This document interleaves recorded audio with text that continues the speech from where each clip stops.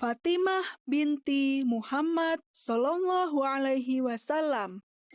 Fatimah merupakan putri bungsu Rasulullah dengan Khadijah. Meskipun lahir di keluarga yang serba ada, Fatimah kecil tidak memiliki ibu susu seperti layaknya anak-anak suku Quraisy saat itu. Ibundanya sendiri, Khadijah, yang menyusui Fatimah kecil.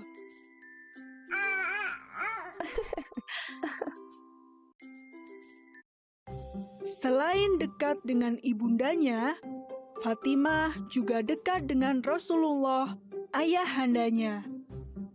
Bahkan, Rasulullah pernah berkata, "Fatimah adalah darah dagingku. Apa yang menyusahkannya juga menyusahkanku, dan apa yang mengganggunya juga menggangguku." Hadis riwayat Ibnu Abdil Bar.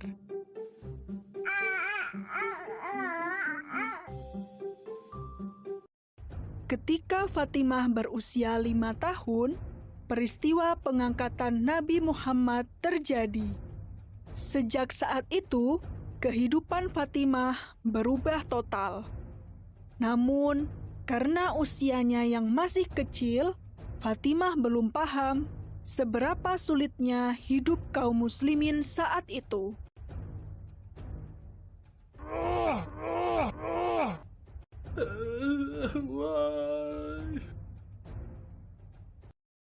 Namun, semakin hari dia semakin paham bahwa banyak orang membenci ayah serta ibunya. Banyak orang yang dulu bekerja dengan mereka, akrab dengan mereka, kini semuanya menjauh. Bahkan, paman dan keluarganya sendiri pun memusuhi ayahnya. Suatu ketika, Fatimah kecil melihat orang-orang menaruh kotoran unta saat ayahnya sedang sholat.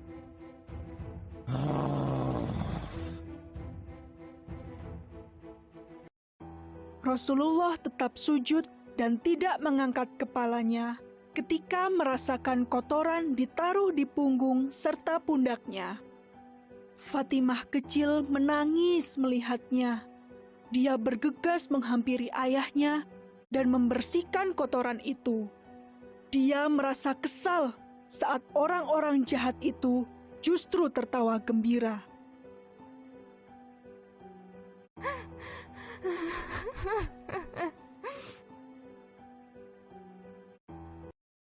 Semakin hari, kekejaman kaum Quraisy semakin meningkat. Mereka mengucilkan, mencela, berbuat kasar, hingga memboikot seluruh kegiatan kaum muslimin, mengakibatkan kaum muslimin jatuh dalam kemiskinan, tidak terkecuali keluarga Rasulullah. Harta Khadijah habis untuk membiayai perjuangan menegakkan Islam, sehingga Fatimah kecil pun sudah terbiasa hidup sederhana sejak kecil.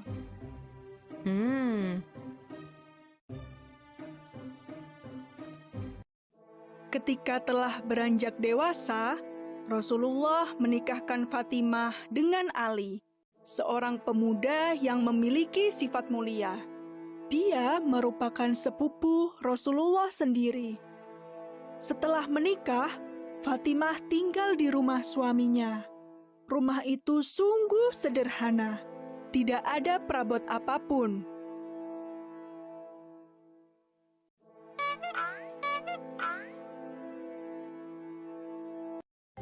Jarak rumah Fatimah dan rumah ayahnya sangatlah jauh. Hal ini membuat Fatimah tidak bisa terlalu sering mengunjungi ayahnya.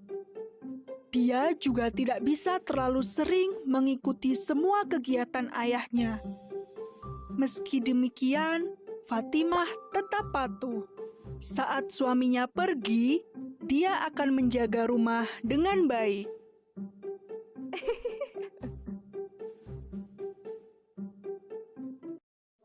Setelah Khadijah, istri tercinta wafat, dan Fatimah, anak perempuannya, tinggal begitu jauh, Rasulullah merasa sedih dan kesepian. Rasulullah berencana untuk memberikan Ali dan Fatimah rumah yang lebih dekat. Salah satu sahabat, Haritsah bin Nu'man, mendengar kabar ini. Dan dia pun merelakan rumahnya untuk ditinggali oleh Fatimah. Subhanallah.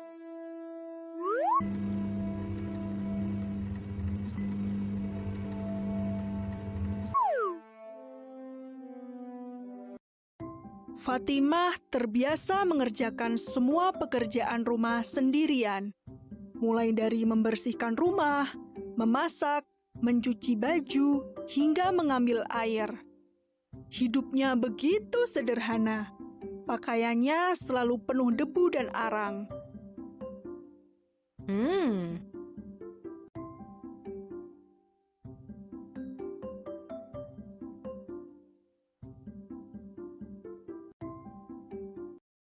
Kehidupan Fatimah semakin lengkap ketika dia memiliki 4 orang putra dan putri. Mereka adalah Hasan, Husain, Zainab, dan Ummu Kulsum. Rasulullah sangat sayang kepada para cucunya, terutama Hasan dan Husain. Bahkan Rasulullah berkata, "Keduanya adalah permata hatiku di dunia." Hadis riwayat Bukhari.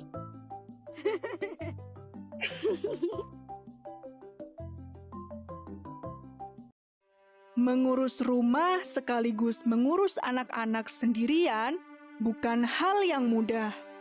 Apalagi kala itu kehidupan kaum muslimin begitu berat. Suatu hari, Fatimah mengadu kepada suaminya. Saat itu, Fatimah berpikir, bagaimana kalau kita meminta kepada Rasulullah 1 tawanan perang sebagai pembantu?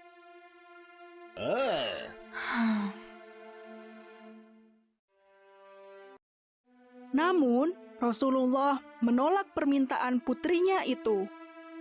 Saat itu, ada kebutuhan yang lebih mendesak, yaitu menjual para tawanan perang itu, dan uang hasil penjualan itu akan digunakan untuk membeli persediaan makanan bagi seluruh kaum muslimin.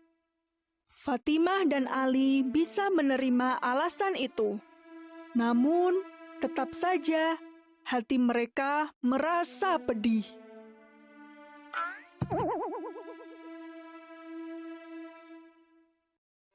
Malam harinya, Rasulullah menemui putri dan menantunya itu. Rasul berkata, "Maukah aku ajarkan kepada kalian yang lebih baik dari yang kalian minta tadi? Jika hendak tidur, bacalah takbir 33 kali, tasbih 33 kali, dan tahmid 33 kali. Ini lebih baik dari seorang pembantu." Hadis riwayat Bukhari.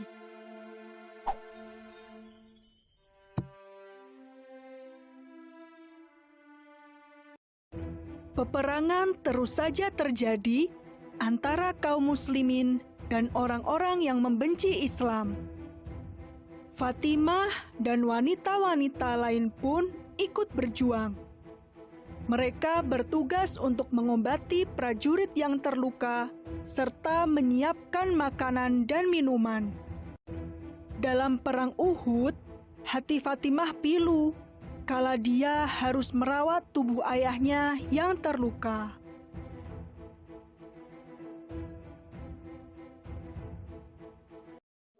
Luka di tubuh Rasulullah sangat dalam hingga darah tidak bisa berhenti mengalir.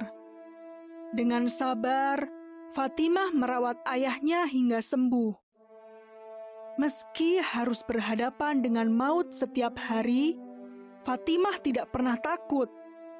Dia terus berjuang bersama ayah, suami, dan semua kaum muslimin lainnya.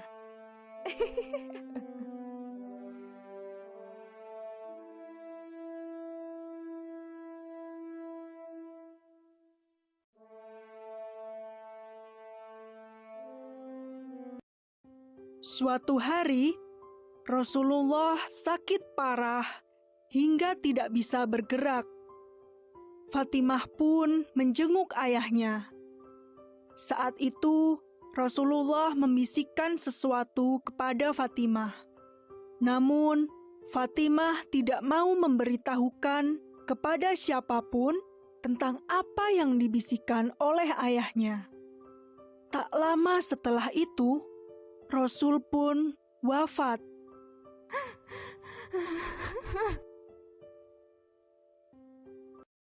Barulah setelah ayahnya wafat, Fatimah kemudian bercerita tentang apa yang dibisikkan oleh ayahnya. Ternyata, Rasul berkata bahwa sakitnya itu akan segera berakhir dengan kematian. Dan Fatimah merupakan keluarganya yang menyusulnya paling cepat.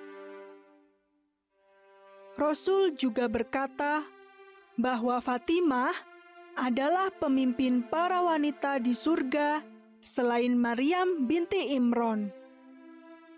Dan ternyata benar, 6 bulan setelah Rasulullah wafat, Fatimah sakit parah dan kemudian menyusul sang ayah.